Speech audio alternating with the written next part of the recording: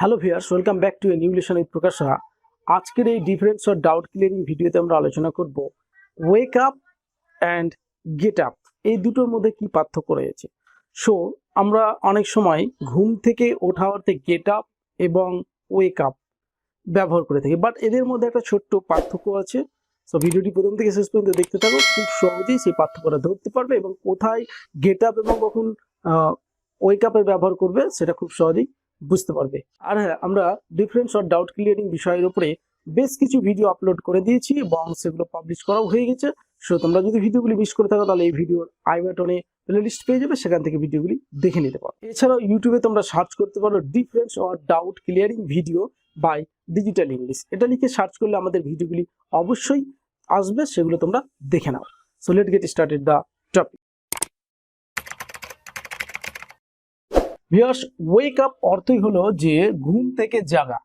Wake up অর্থটা হচ্ছে কি, ঘুম থেকে জাগা, ঘুম থেকে জেগে ওঠা বা জাগা, জেগে ওঠা। সো বিষয়টা হচ্ছে এরকম যে ঘুমিয়ে আছি, হঠাৎ ঘুম ভাঙলো বা যখনই হোক, মানে সকালবেলা আমাদের ঘুম ভাঙলো মানে চোখ খুললো, এই যে চোখটা খুললাম এটাই কিন্তু হচ্ছে ওয়েক আপ। এতক্ষণ ধরে ঘুমিয়েছিলাম, দেখা গেল যে আমার চোখটা খুললো, যেই আমি চোখের পলকটা খুলে ফেললাম তখনই হয়ে যাচ্ছে সেটা ওয়েক আপ। ওয়েক আপ ব্যবহার করা হয় কখন, যে ঘুম যখনই ভাঙবে, মানে চোখের পাতা যখনই খুলবো তখন হচ্ছে এটা আমাদের wake up. On the other hand, get up কখন ব্যবহার করা হবে? গেট আপ হচ্ছে উঠে দাঁড়ানো, উঠে দাঁড়ানো।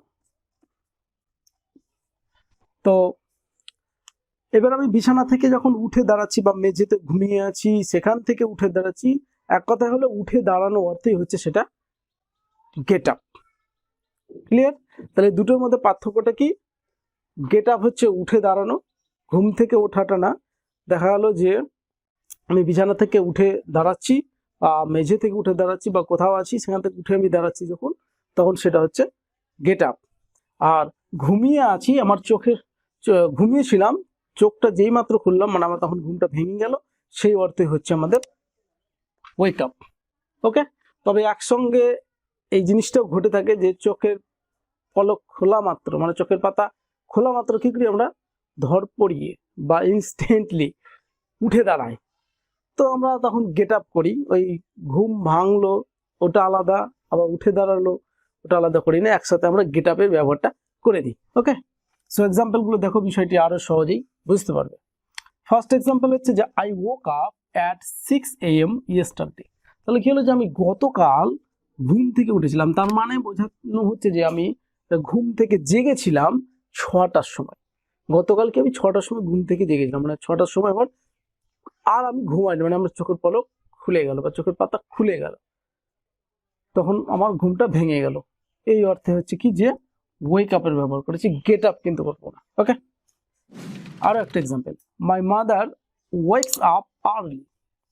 তাহলে দেখো, আমার মা আর্লি মানে খুব সকাল সকাল জেগে ওঠে।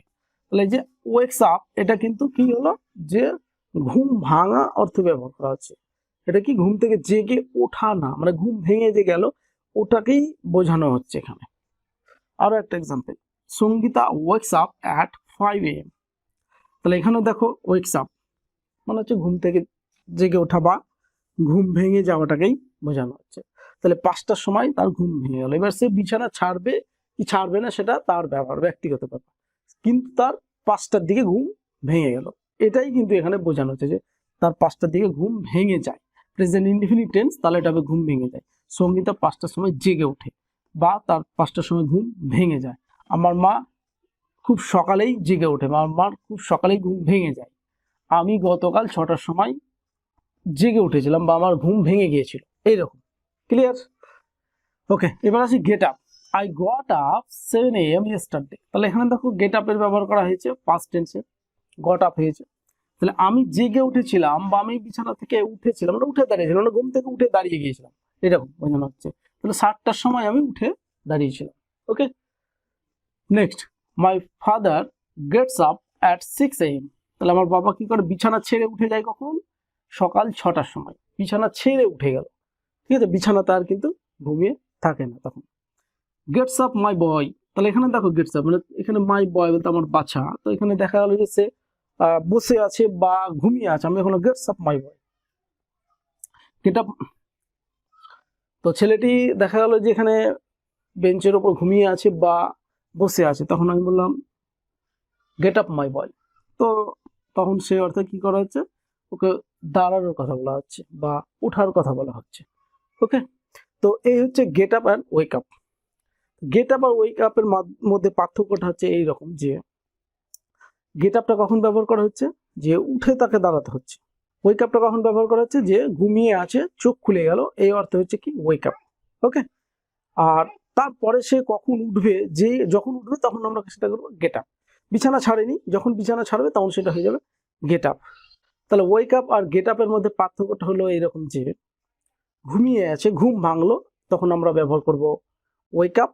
আর বিছানা এখনো ছাড়ছে না, ঘুম ভেঙে গেছে, সে অর্থেও কিন্তু সেটা ওয়েক আপ হয়ে আছে। ঠিক আছে, যেই মাত্র সে বিছানা ছেড়ে দিল, উঠে দাঁড়িয়ে গেল, তখন সেটা হয়ে যাবে গেট আপ। ক্লিয়ার? তো এই ছিল আজকের আলোচনার বিষয়বস্তু। নিচে দেখো একটা তোমাদের জন্য সেন্টেন্স দিয়েছি, সেখানে দুটি ড্যাশ রয়েছে বা দুটো শূন্য স্থান পূর্ণ করতে হবে। সো সেন্টেন্সটা হচ্ছে এরকম, I dash at 6 AM and dash at 7 AM। So বিষয়টা যদি একটু বুঝে থাকো তাহলে খুব সহজেই ব্যবহার করতে পারবে যে কোথায় ওয়েক আপ, কোথায় গেট আপ। দুটো শূন্য স্থান আছে, দুটোতে দুটোই বসবে, কিন্তু কোনটা কোথায় বসবে সেটা তোমরা ডিসাইড করে নাও। ওকে, আর খুব ভালোভাবে সেটাকে তৈরি করে এই ভিডিওর কমেন্ট বক্সে কমেন্ট করে জানিয়ে, আমরা অবশ্যই সেই কমেন্টের রিপ্লাই দেবো। ওকে, তো এই ছিল আজকের আলোচনার বিষয়বস্তু। যদি ভিডিওটি ভালো লাগে তাহলে অবশ্যই লাইক, কমেন্ট, শেয়ার করতে ভুলবে না। আর আমাদের ইউটিউব চ্যানেলটিকে সাবস্ক্রাইব করে পাশে আসা বেল বাটনটাতে ক্লিক করে নোটিফিকেশনটা অন করে দিবে। আজকে এখানে শেষ করছি, পরবর্তী ভিডিওতে আবার দেখাবো অন্য একটা নতুন কোনো টপিক নিয়ে। All the best.